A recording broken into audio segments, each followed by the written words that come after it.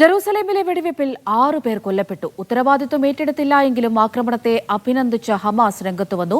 Gaza സിറ്റിയിൽ Hamas ആയുധ വിഭാഗം നടത്തിയ പ്രത്യാക്രമണത്തിൽ 4 ഇസ്രായേൽ സൈനികർ കൊല്ലപ്പെട്ടു. റമോൺ, ബെൻഗുരിയോൺ വിമാനത്താവളങ്ങൾക്ക് നേരെ യമനിലെ ഹൂത്തികൾ നടത്തിയ മിസൈൽ ആക്രമണത്തിൽ 8 പേർക്ക് പരിക്കേറ്റു. ഇരു വിമാനത്താവളങ്ങളുടെയും പ്രവർത്തനം നിർത്തിവെച്ചു. കൊടുങ്കാറ്റായി വരുന്ന ഇന്നത്തെ ആക്രമണത്തിൽ ഗസ തകരുമെന്ന് ഇസ്രായേൽ പ്രതിരോധ മന്ത്രി ഭീഷണി മുഴക്കി. ഗസ സിറ്റിയിലെ 50-ലധികം വലിയ കെട്ടിടങ്ങൾ ഇന്ന് ഇസ്രായേൽ ബോംബിട്ട് നിരപ്പാക്കി. ഇന്ന് മാത്രം 43 പേരെയാണ് ഗസയിൽ ഇസ്രായേൽ കൊലപ്പെടുത്തിയത്. MC നാസർ ദുബൈയിൽ നിന്ന് വിവരങ്ങൾ നൽകാനായി ചേരുന്നുണ്ട്. നാസർ, ആദ്യം ഈ ജെറൂസലേമിലെ വെടിവെപ്പിലേക്ക് തന്നെ വരാം. 6 പേരാണ് കൊല്ലപ്പെട്ടത്. ഈ ആക്രമണത്തിന്റെ ഉത്തരവാദിത്വം ഹമാസ് ഏറ്റെടുക്കുന്നുണ്ടോ? അവിടുത്തെ ഔദ്യോഗികമായിട്ട് ഹമാസ് ഇതിന്റെ ഉത്തരവാദിത്തം ഏറ്റെടുത്തിട്ടില്ല. പക്ഷേ ഇപ്പോൾ ഗസയിൽ തുടരുന്ന ഈ വംശഹത്യയോടുള്ള സ്വാഭാവികമായിട്ടുള്ള ഒരു പ്രതികരണം മാത്രമാണ് ഈ കിഴക്കൻ ജെറൂസലമിൽ ഇന്ന് സംഭവിച്ചിരിക്കുന്നതെന്നും അത്തരം നീക്കങ്ങൾ ഇനിയും അതിശക്തമായി തന്നെ തുടരും. അതുകൊണ്ട് ഇസ്രായേൽ കരുതിയിരിക്കണമെന്ന മുന്നറിയിപ്പാണ് ഹമാസും അതോടൊപ്പം തന്നെ ഇസ്ലാമിക് ജിഹാദ് ഉൾപ്പെടെയുള്ള ഫലസ്തീൻ പ്രതിരോധ സംഘടനകളും വ്യക്തമാക്കിയിരിക്കുന്നത്. ഔദ്യോഗികമായിട്ട് ഉത്തരവാദിത്തം ഏറ്റെടുത്തിട്ടില്ല. ഇന്ന് രാവിലെ നടന്ന ഈ ഒരു ആക്രമണ സംഭവത്തിൽ 6 പേർ കൊല്ലപ്പെടുകയും 4-ലധികം പേർക്ക് പരിക്കേൽക്കുകയും ചെയ്തു. പരിക്കേറ്റവരുടെ ചിലരുടെ നില ഗുരുതരമായി തുടരുന്നതായിട്ടാണ് ഏറ്റവും പുതിയ റിപ്പോർട്ടുകൾ പുറത്തു വരുന്നത്. ഈ സംഭവ സ്ഥലത്ത് പ്രധാനമന്ത്രി നെതന്യാഹു അതോടൊപ്പം തന്നെ പ്രതിരോധ മന്ത്രി ഇസ്രായേൽ കാറ്റ്സ് എന്നിവർ സന്ദർശനം നടത്തുകയും ഈ ഒരു ആക്രമണത്തിന് പ്രേരിപ്പിച്ചവർക്കെതിരെ അതിശക്തമായിട്ടുള്ള നടപടികൾ ഉണ്ടാവും, അവരെ ഈ അധിനിവേശ വെസ്റ്റ് ബാങ്ക് പ്രദേശത്ത് നിന്ന് അവരെ തുരത്താനുള്ള നടപടികൾ സ്വീകരിക്കുമെന്ന താക്കീത് കൂടി നൽകിയിട്ടുണ്ട്. അതോടൊപ്പം തന്നെയാണ് തീവ്ര വലതുപക്ഷ മന്ത്രിയായിട്ടുള്ള ബെൻഗവിർ എല്ലാ ഇസ്രായേലികളും ആയുധം കയ്യിലേന്തേണ്ട ഘട്ടമാണിത്, ആർക്കെങ്കിലും ആയുധങ്ങൾ ഇല്ല എങ്കിൽ അത് നൽകാൻ സർക്കാർ ഒരുക്കമാണ് എന്ന വളരെ പ്രകോപനപരമായ ഒരു പ്രതികരണം കൂടി നടത്തുകയുണ്ടായി. ഇപ്പോൾ ഏറ്റവും അവസാനം വരുന്ന റിപ്പോർട്ടുകൾ പ്രകാരം ജനീൻ ഉൾപ്പെടെയുള്ള വിവിധ വെസ്റ്റ് ബാങ്ക് പ്രദേശങ്ങളിലേക്ക് സൈനിക നീക്കങ്ങൾ നടക്കുന്നുണ്ട്. കൂടുതൽ ശക്തമായിട്ടുള്ള സൈനിക നടപടികൾ നടത്തിക്കൊണ്ട് ഇത്തരം ആക്രമണങ്ങളെ പിന്തുണയ്ക്കുന്നവരെ അതിശക്തമായിട്ട് നേരിടുമെന്ന മുന്നറിയിപ്പ് കൂടിയാണ് നെതന്യാഹുവും അതോടൊപ്പം തന്നെ ഇസ്രായേൽ കാറ്റ്സ് ഉൾപ്പെടെയുള്ള മന്ത്രിമാരും നൽകിക്കൊണ്ടിരിക്കുന്നത്. എന്തായാലും ഈ കിഴക്കൻ ജെറൂസലമിൽ നടന്ന ഈ ആക്രമണ സംഭവത്തോടുകൂടി ഇസ്രായേലിലുടനീളം സുരക്ഷാ നടപടികൾ കൂടുതൽ ശക്തമാക്കിയിരിക്കുകയാണ്. പക്ഷേ ഇസ്രായേലിനെ ഞെട്ടിച്ചുകൊണ്ട് തന്നെയാണ് ഇന്ന് 2 ഇടങ്ങളിൽ വലിയ തോതിലുള്ള മിസൈൽ ആക്രമണം നടന്നു. രണ്ടും ഇസ്രായേലിലെ ഏറ്റവും പ്രധാനപ്പെട്ട എയർപോർട്ടുകൾ കേന്ദ്രീകരിച്ചുകൊണ്ടായിരുന്നു. ഒന്ന് തുറമുഖ നഗരമായിട്ടുള്ള ഈലാത്തിലെ റമോൺ എയർപോർട്ട്, അതോടൊപ്പം തന്നെ ഇസ്രായേലിലെ ഏറ്റവും പ്രധാനപ്പെട്ട വിമാനത്താവളമായിട്ടുള്ള ബെൻഗുരിയോൺ എയർപോർട്ട്. ഈ രണ്ടിൻ്റെയും പ്രവർത്തനങ്ങൾ മണിക്കൂറുകൾ തന്നെ തടസ്സപ്പെടുന്ന സാഹചര്യമുണ്ടായി.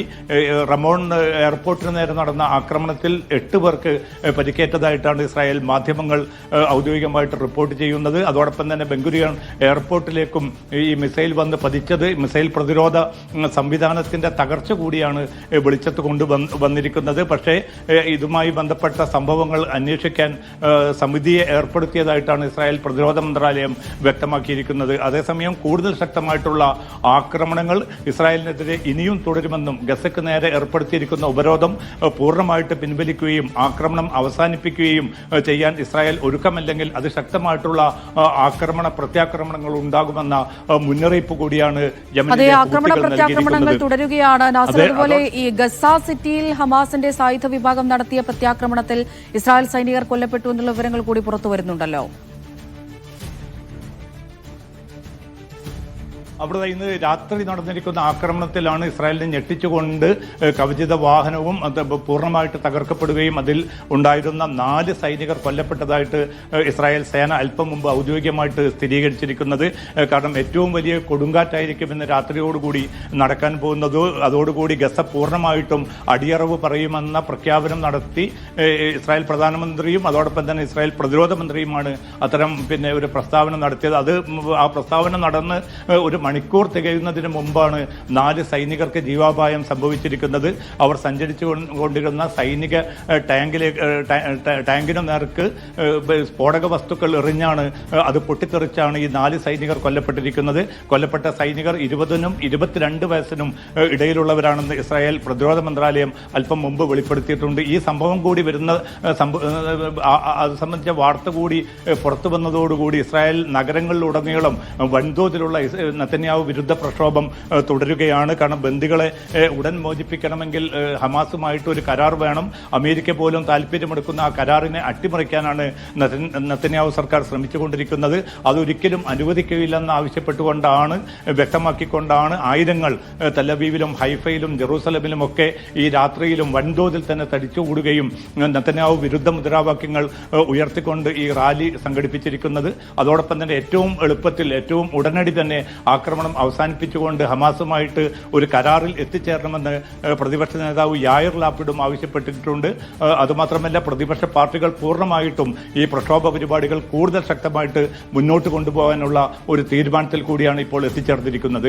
സൂചിപ്പിച്ചതുപോലെ തന്നെ ഇസ്രായേലിനകത്ത് തന്നെ ബന്ദികളുടെ ബന്ധുക്കൾ ഉൾപ്പെടെ വലിയ പ്രക്ഷോഭത്തിലേക്ക് കടന്ന ഒരു സാഹചര്യം തന്നെയാണ് ഉള്ളത്. അപ്പോഴും ഇസ്രായേൽ, അതുപോലെ ബെന്യാമിൻ നെതന്യാഹു അദ്ദേഹത്തിന്റെ നിലപാടിൽ നിന്ന് പിന്നോട്ട് പോകുന്നില്ലല്ലോ. ഈ ആക്രമണവുമായി മുന്നോട്ട് പോകും, എന്തൊക്കെ നഷ്ടമുണ്ടായാലും എന്ന് തന്നെയാണോ ഇപ്പോഴും അവർ ഉറച്ചു നിൽക്കുന്നത്?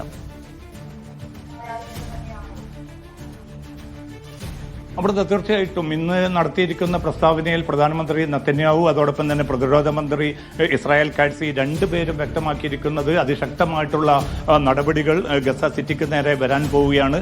അതിൽ നെതന്യാഹു ആവശ്യപ്പെട്ടിരിക്കുന്നത് ഗസ സിറ്റിയിലുള്ള എല്ലാവരും, ലക്ഷക്കണക്കിന് വരുന്ന മനുഷ്യരോട് എത്രയും പെട്ടെന്ന് ഗസ സിറ്റി വിടണം.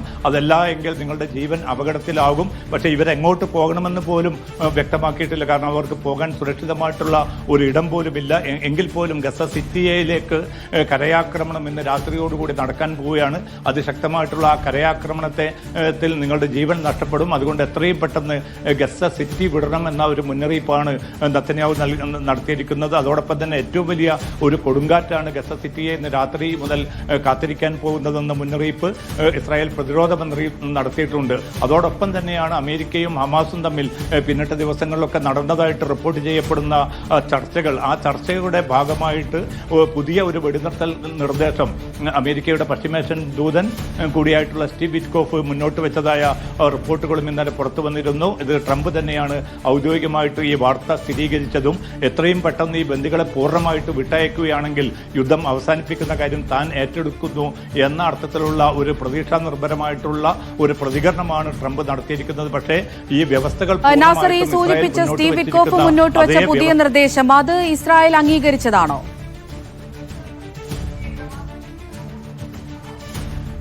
സ്റ്റീവ് വിറ്റ്കോഫ് മുന്നോട്ട് വെച്ചിരിക്കുന്ന ഏറ്റവും പുതിയ നിർദ്ദേശം ഇസ്രായേൽ അംഗീകരിച്ചിട്ടുണ്ട് എന്നാണ് ട്രംപ് ഇന്നലെ രാത്രി വ്യക്തമാക്കിയിരിക്കുന്നത്.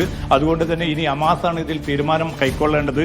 ഇതുപ്രകാരം ഈ പുതിയ വെടിനിർത്തൽ നിർദ്ദേശത്തിന്റെ പൂർണ്ണ വിവരങ്ങൾ ഇനിയും പുറത്തു വന്നിട്ടില്ല. പക്ഷേ ലഭ്യമായിരിക്കുന്ന വിവരങ്ങൾ പ്രകാരം ഈ വെടിനിർത്തൽ വരുന്ന ആദ്യ ദിവസം തന്നെ പൂർണ്ണമായിട്ടും എല്ലാ ബന്ദികളെയും ഹമാസ് കൈമാറേണ്ടതുണ്ട്. തുടർന്ന് സമ്പൂർണ്ണമായിട്ടുള്ളൊരു യുദ്ധവിരാമം എന്നത് അമേരിക്കൻ പ്രസിഡന്റ് ട്രംപ് തന്നെ മുൻകൈയെടുത്ത് അത് നടപ്പാക്കുമെന്നൊരു ഉറപ്പാണ് ഇപ്പോൾ ഹമാസിന് നൽകിയിരിക്കുന്നത്. എന്തായാലും ഹമാസിനാണ് ഇനി ഇക്കാര്യത്തിൽ തീരുമാനമെടുക്കേണ്ടത്. എന്തായാലും അവസാന മുന്നറിയിപ്പാണ് ഹമാസിന് താൻ നൽകുന്നത് എന്നുകൂടി ട്രംപ് വ്യക്തമാക്കിയിട്ടുണ്ട്. ഇസ്രായേൽ അംഗീകരിച്ചുവെന്ന് ട്രംപ് തന്നെയാണ് വ്യക്തമാക്കിയിരിക്കുന്നത്. പക്ഷേ ഇസ്രായേലിന്റെ ഭാഗത്തുനിന്ന് ഔദ്യോഗികമായിട്ടുള്ള ഒരു സ്ഥിരീകരണമോ അതുമായി ബന്ധപ്പെട്ട വാർത്ത ശരിവെച്ചുകൊണ്ടുള്ള ഒരു പ്രസ്താവനയോ വന്നിട്ടില്ല. പക്ഷേ ഹമാസ് ആണ് ഇക്കാര്യത്തിൽ തീരുമാനമെടുക്കേണ്ടത് എന്ന് ട്രംപ് പറയുന്നുണ്ട്. പക്ഷേ ഈ വ്യവസ്ഥകൾ ഏറെക്കുറെ പൂർണ്ണമായിട്ടും ഇസ്രായേൽ നേരത്തെ മുന്നോട്ട് വെച്ച വ്യവസ്ഥകളാണ്. കാരണം ബന്ദികളെ പൂർണ്ണമായിട്ടും പെട്ടെന്ന് തന്നെ കൈമാറുക, അതോടൊപ്പം തന്നെ ഹമാസിന്റെ പൂർണ്ണമായിട്ടും നിരായുധീകരിക്കുക, ഈ രണ്ട് ആവശ്യങ്ങളും നേരത്തെ ഹമാസ് തള്ളിക്കളഞ്ഞതാണ്. താൽക്കാലിക വെടിനിർത്തൽ വരികയാണെങ്കിൽ അന്ന് വ്യവസ്ഥ ചെയ്തത് പ്രകാരം പകുതി ബന്ദികളെ ആദ്യ ദിവസം തന്നെ വിട്ടയക്കാമെന്നായിരുന്നു നേരത്തെ ഹമാസ് അറിയിച്ചിരുന്നത്. പക്ഷേ 2 മാസം നീണ്ടു നിൽക്കുന്ന താൽക്കാലിക വെടിനിർത്തൽ ഹമാസ് നേരത്തെ അംഗീകരിച്ചിട്ടുണ്ട്. പക്ഷേ അത് അംഗീകരിക്കാൻ ഇതുവരെയും ഇസ്രായേൽ തയ്യാറായിട്ടില്ല. അതുകൊണ്ട് തന്നെ ഈ പുതിയ വെടിനിർത്തൽ നിർദ്ദേശത്തിൽ ഹമാസ് എന്ത് തീരുമാനം കൈക്കൊള്ളും, എന്ത് പ്രതികരണമായിരിക്കും നടത്തുക എന്നതുകൂടി പ്രധാനമാണ്. എന്തായാലും അതിശക്തമായിട്ടുള്ള ഒരു ആക്രമണം ഗസ സിറ്റിയിലേക്ക് നീങ്ങുമ്പോൾ ലക്ഷക്കണക്കിന് മനുഷ്യരുടെ ജീവൻ പോലും നഷ്ടപ്പെടുന്ന ഒരു സാഹചര്യമാണ് രൂപപ്പെട്ടിരിക്കുന്നത്. അതുകൊണ്ട് അതിശക്തമായിട്ടുള്ള സമ്മർദ്ദം ലോകരാജ്യങ്ങളിലുടനീളം ഇപ്പോൾ അലയടിച്ചുകൊണ്ടിരിക്കുകയാണ്. 40-ലേറെ രാജ്യങ്ങൾ ഭാഗവാക്കായ ഗ്ലോബൽ സുമുദ് ഫ്ലോട്ടില എന്ന ചെറു കപ്പൽ ഐക്യദാർഢ്യ സംഘം ഏതാണ്ട് നാളെയും മറ്റന്നാളുമായിട്ട് ഗസ തീരത്തേക്ക് വരുമെന്ന റിപ്പോർട്ടുകൾ കൂടി ഈ ഘട്ടത്തിൽ പുറത്തു വരുന്നുണ്ട്. എന്തായാലും ലോക സമ്മർദ്ദം തുടരുന്നതിനിടയിലും കൂടുതൽ ശക്തമായിട്ടുള്ള ആക്രമണ നടപടികളുമായി തന്നെ ഇസ്രായേൽ മുന്നോട്ട് പോകുന്ന കാഴ്ചയാണ് ഇന്നും ഈ രാവിലും ഗസയിൽ നിന്ന് നമുക്ക് കാണാൻ സാധിക്കുന്നത്. അമൃത, ശരി. MC നാസറാണ് ദുബൈയിൽ നിന്ന് വാർത്തയുടെ വിശദമായ വിവരങ്ങൾ പങ്കുവച്ചത്.